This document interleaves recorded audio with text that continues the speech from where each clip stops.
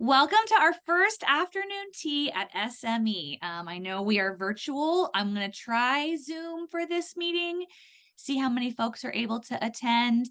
And then if we get a better response, we'll go back to doing it in person. But I know a lot of folks are joining from work or the car or sports practice. So we're going to give it a shot and see how the attendance is. But the whole purpose of afternoon tea is just for you to have a chance to learn about what's happening here at San Miguel, ask questions.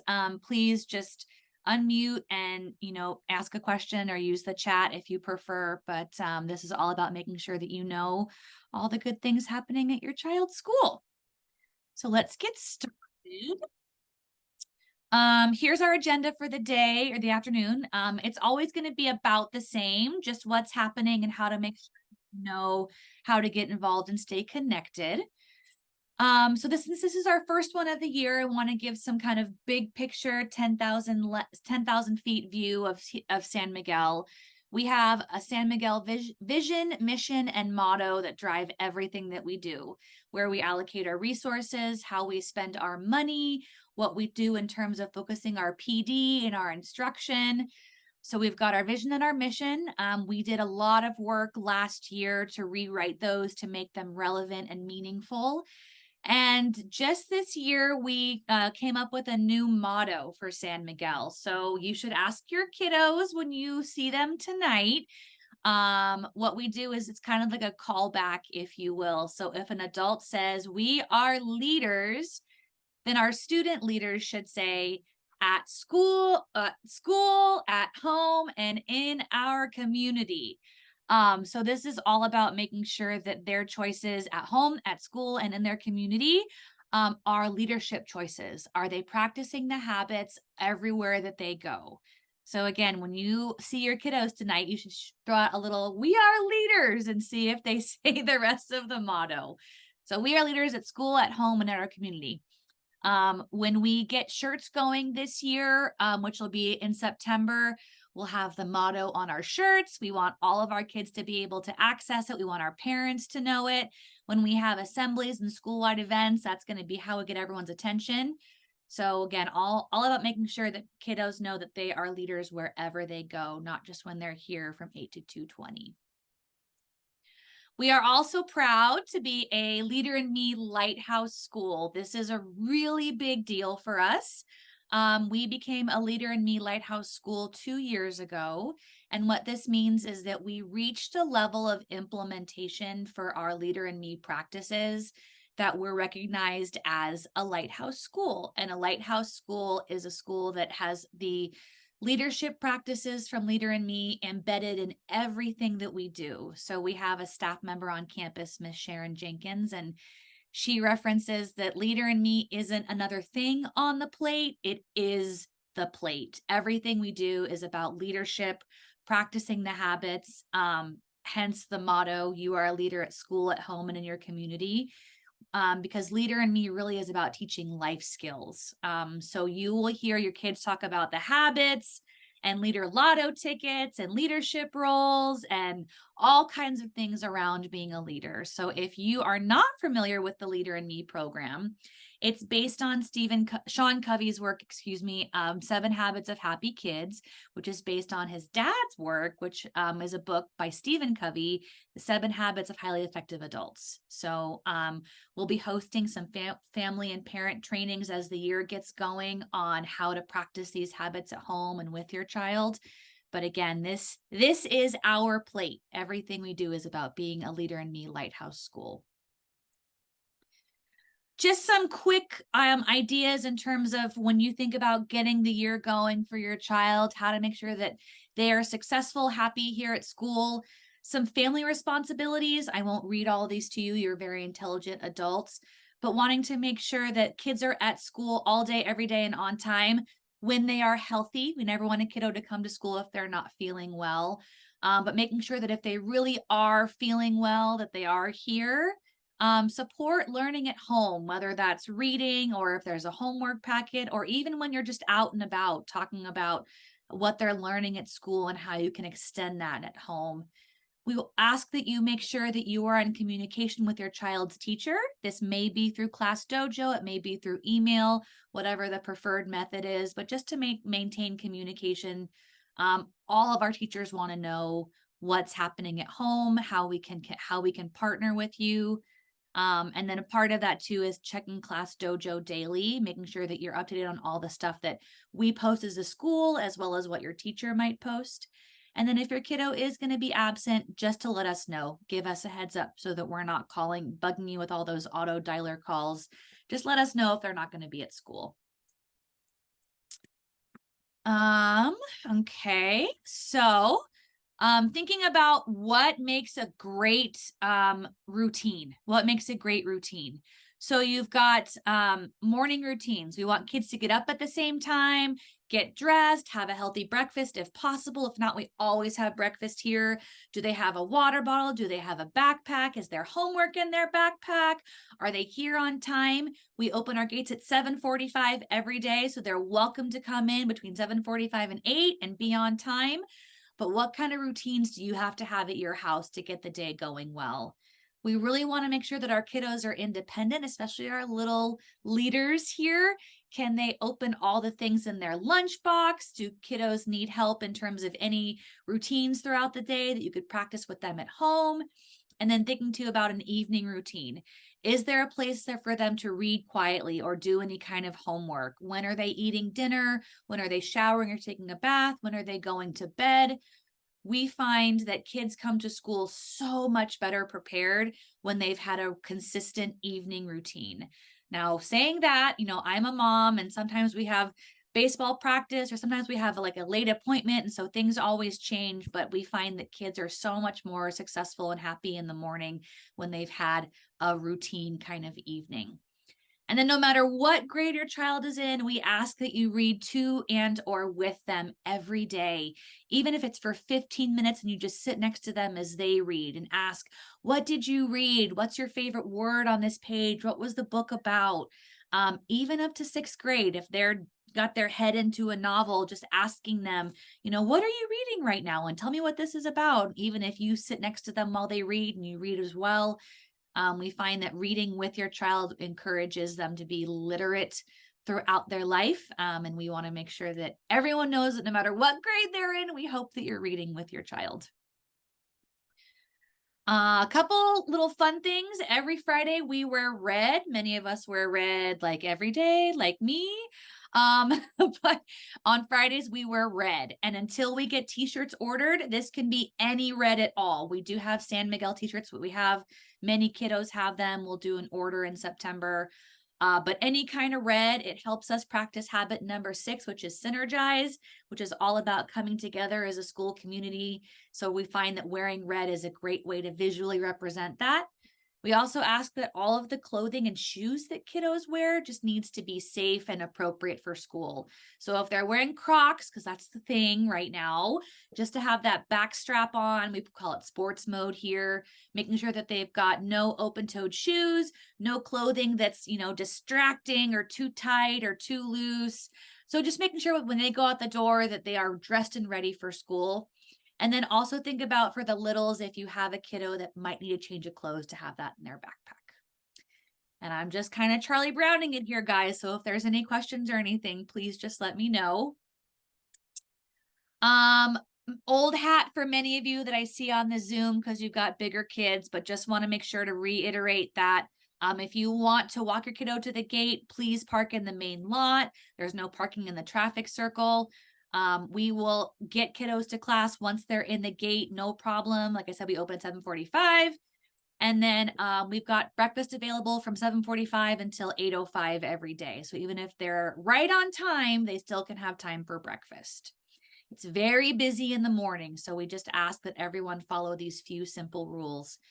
And in addition to the fact that across the street, the dirt lot or the dirt road, Cornelius, is a private road, and we ask that folks not park on that road. It's maintained by the residents, not the city. And it's really gets tight and crazy there in the mornings and the afternoons. So we just ask that you please park in one of the parking spots that we have on the street or in the parking lot. And then dismissal's the same thing, just a little bit backwards. So we get out on Monday, Tuesday, Thursday, Friday at 2:20. Wednesday is 1:08. And again, if you want to pick your kiddo up, just please park in the main lot and walk over. We try and move kids through the circle as much as possible, but it does take us time to kind of get to know whose car is what and what class are they in. So just we ask that everyone please be patient. We want everyone to get home safely, and it's really all of our responsibility. And again, Cornelius gets really busy in the afternoon with residents parking there. So that's not a parking spot or a parking place for any of our families. You should at this point have received at least one, maybe 2 copies of this QR code. It is our family handbook. Everything you need to know literally is in this document. We have it in English and in Spanish. We don't send the actual handbook home because it's pretty lengthy, but if you scan one of these QR codes, it will take you to it. It's also on our website, but we did send home the QR code and a signature page. And we ask that if you haven't already, you send that signature page back with your child's teacher so that we know that you guys have reviewed it, you're familiar with all of our rules and our policies. And that if we have any questions throughout the year, we can reference that and you know what it is and what we're all about. So if you haven't returned that signature page back, please, please, please make sure that you do so. Thank you, Miss Adams. It's the blue page. The blue page is the signature page. So please make sure that you get that back to us. All right. We have an amazing health clerk in our front office, Miss Aguayo. We also just hired another health clerk. We're going to have 2 here, which is super exciting. So want to make sure that we've got the most up-to-date health information for your child. So making sure that you let us know if there is a new doctor's note or any new diagnoses or health-related information, new medications. We will let you know if there's a need for more immunizations, but please keep Miss Aguayo posted on what's happening in terms of your child's health. We want to make sure that they are healthy when they are here at school. All right, so a quick some information for you guys about Title I. We are a Title I school, and what that means is that we have the gift of getting extra funding from the federal government. This year, our budget includes $66,239 of Title I funding, which is amazing. And the way that we have allocated this money is that we fund 3 general education paraprofessionals. So these are 3 amazing women that support our general education classes with a variety of things, with small group instruction, with supervision, with a whole host of things. They are super helpful and we rely on them tremendously around campus. And then we also have a person here, Miss Sarah Smith, who is our instructional coach, and we pay for a portion of her position. The rest of it is covered by the district office, but in order for us to have her here full time, we do have to pay for a portion of her position. This position is such a vital role here at San Miguel in the sense that she provides coaching for our teachers, collaboration opportunities, she provides resources and training. She sits in all of our collaboration sessions and meets with grade level teams and works on bettering practices, which benefits all of our kids. So this is a crucial part of our team in terms of student success. And we're always looking for new ideas from parents on how we spend this money. There is information in our school handbook about how to get involved, and we always use data from a variety of sources to determine how we use this money. We do rely on our school site council, and I see some school site council members here on our afternoon tea, which is great. So this is an elected group of staff and parents that look at our whole budget and determine where our money goes. Right now, we do have a vacancy for a school site council member, so I'll be sharing that out with families in the next staff newsletter, or I'm sorry, school newsletter, excuse me. But this is a really big part of how we allocate our money and determine where it goes. And then we'll get our ELAC, our English Learner Advisory Committee, up and running here very soon. Miss Adams, who is our new assistant principal, who's also on this Zoom. She is here full time as our assistant principal. She's going to be the point person for ELAC. We are so excited to have a full-time assistant principal, and the fact that Miss Adams was a student here, was a teacher here, was a coach here, and now is our AP. She's such an amazing gift for all of us. So look for information coming out in terms of ELAC meetings, because that's also a big part of how we talk about Title I resources. Our first meeting will be October 6th for that. Perfect. October 6th. There we go. More information coming on Dojo. All right. So speaking of Dojo, want to make sure that you guys know kind of how to stay connected with all of us. If you're here, obviously you're either reading our newsletter or you're on Dojo with us, but want to make sure that you know that we maintain a lot of communication through Instagram, through Facebook, through our school's website, our Stallion Station YouTube channel, and then of course through Class Dojo. A lot of parents are like, Mrs. Jones, this is a lot. Like, where do I start? It's a lot of information. I'm not a social media person. If you only do one thing, I would say make it Class Dojo, because Class Dojo is the way to talk to your child's teacher individually. It's kind of like via a text message or a chat. And then they can post things for the class specifically. And then we also post school-wide kind of things like this meeting and ELAC meetings and back to school nights. So if you're only ready for one venue or one entry point, I would say Class Dojo. And then Instagram and Facebook are just fun. We post lots of great photos of kids doing fun stuff, and you kind of get to see, leaders in action here. And then YouTube, we put out at least 2 videos a week, Jump Into Monday and Stallion Station. So those are really great for you to be aware of too. We do show both of those videos in class to kiddos, but want to make sure that you know that they're there for you as well. And those come to you via email. And our website's got everything you want to know. Who our staff are, where our handbook is, when school board meetings are. We try and keep all of the big picture stuff on our school website. And then just some kind of what's coming up. School holiday on Monday the 5th, so no school on the 5th. Family Lighthouse. It's our first Family Lighthouse meeting. Miss Adams is going to be our point person for Family Lighthouse, but this is going to be like our version of PTA. You remember from a few slides ago, we are a Leader in Me Lighthouse School.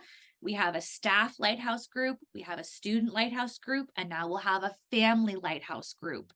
And this is an opportunity for you to get involved with your child's education. So helping us with fundraisers, with school events, with volunteering, with donating.